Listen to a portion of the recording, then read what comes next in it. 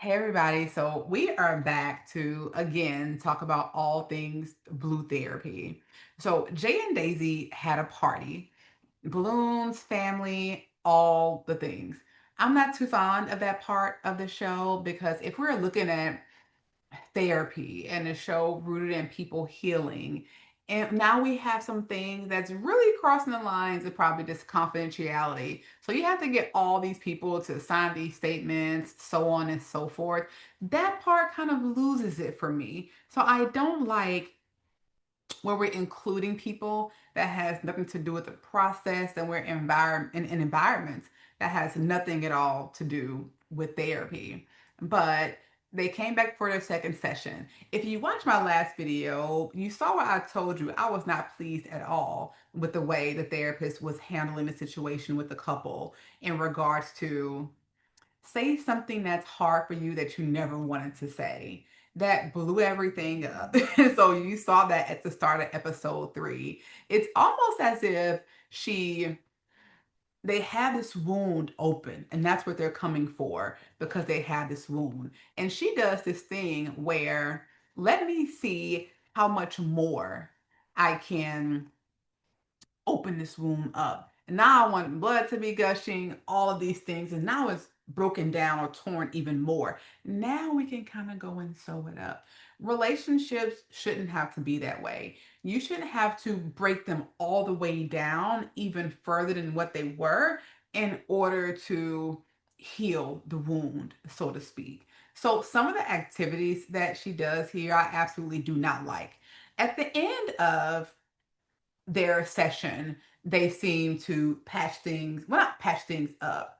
It ended better. She was able to kind of land the plane a little better, but I wouldn't want to leave them in that situation. And as you saw that at the end, he said, I'm sorry, I don't like to see you hurt. But to open that wound in that way, make it worse, and then say, okay, it's the end of session. I absolutely don't like that. I don't think that's how therapy should be. I know some people have the way in which they do things and they prefer it that way.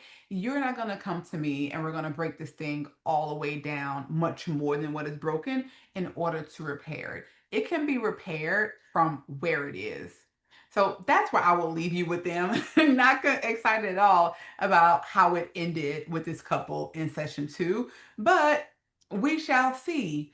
Then we get introduced to the new couple, Dami and Demario. Now, they appear to be flatmates, so to speak. And what I mean by flatmates in American terms, roommates. They are married, but they are not taking up as married people. They kind of have their own separate lives in the same home. They are in two separate rooms, nothing at all wrong with that, but the intimacy is not there, physical or emotional.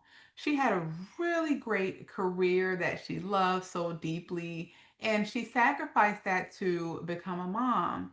On one end of that, she is completely fine with being a mom. On the other side of that, she also, lost, and I say lost, she let go of a piece of herself that she thrived with in social environments and working. You can see it in her introduction, she's a very bubbly person. So I would wonder just what her life was like before being a parent, before being home all day, every day with the baby. In doing so, she doesn't appear to receive what she needs from, Demario and, in the relationship. I am here, I sacrificed so I can be home and parent. Spend some time with us, connect with us. I feel like I'm here alone. On the other side of that, we have Demario, the guy who says, hey, I don't want to get too deep in my feelings, which is fine. That's most men. And, in therapy, we'll get there. We'll get to a feeling. But I don't want to go that deep. I'd rather just kind of stay, stay on the surface a little bit. In addition to that, I'm working hard. I'm taking care of the family. There's a sacrifice here for me too. So what I see in the both of them, I want to be seen for what I'm doing. I want to be seen for my effort. I also want love. I want connection. I want you to show up for me. Now that looks different for the both of them. Demario say, "Hey, I knock on your door. I want it to be ready at 2 a.m. or whenever I want it." And he said something around that same language if you watch the episode. And she's like, "No, you kind of have to prime this thing. You have to show intimacy. You have to show connection. You have to show this throughout the day and not expect for the day to be over and you just come in, you get your feel, and you leave me. It doesn't work like that." So they both have kind of fallen flat here a bit. He elevated in his role, but it decreased in intimacy and connection and parenting. She elevated in this role in the family as a mother, the part that she really loves, but it also has taken away from who she is as Dami, not just Dami mom, but Dami before mom, and that life she loved as well, in addition to being loved and seen by her partner. Now, I do believe this couple can work. I do believe this couple can work. It's just one of those things that happens in marriage. And I think many people get there with new baby, rising career. Someone has to take, a step back or a step aside to do something different. And you lose a part of yourself in that. So with that couple, I do believe that they can absolutely make it work. There's just one person that made that visible sacrifice and they just wanted to be seen for it.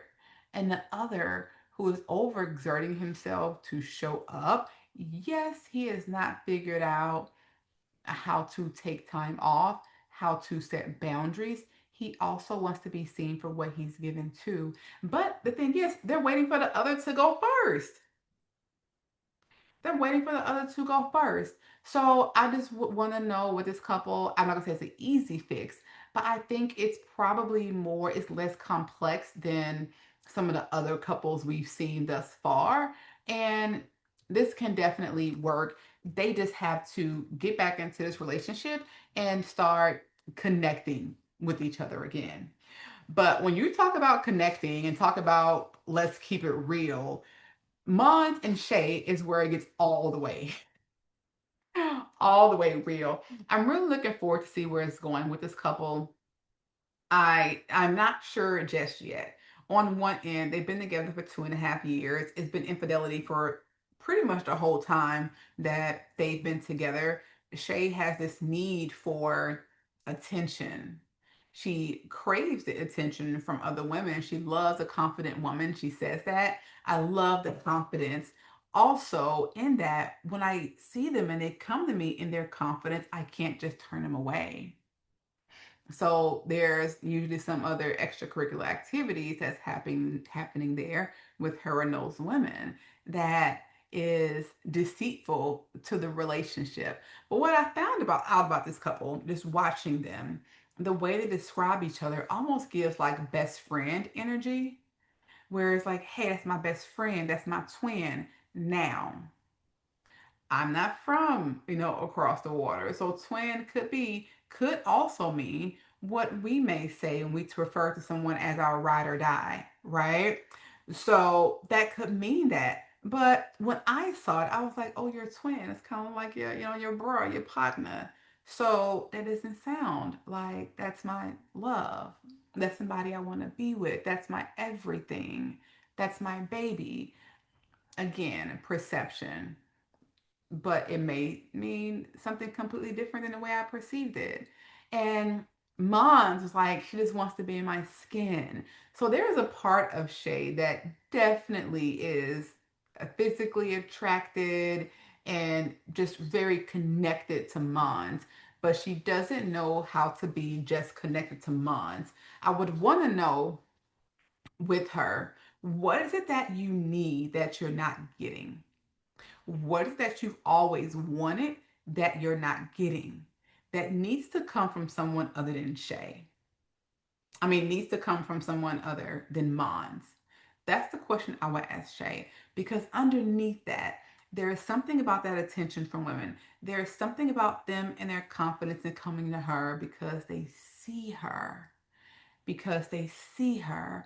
I wonder who hasn't seen her.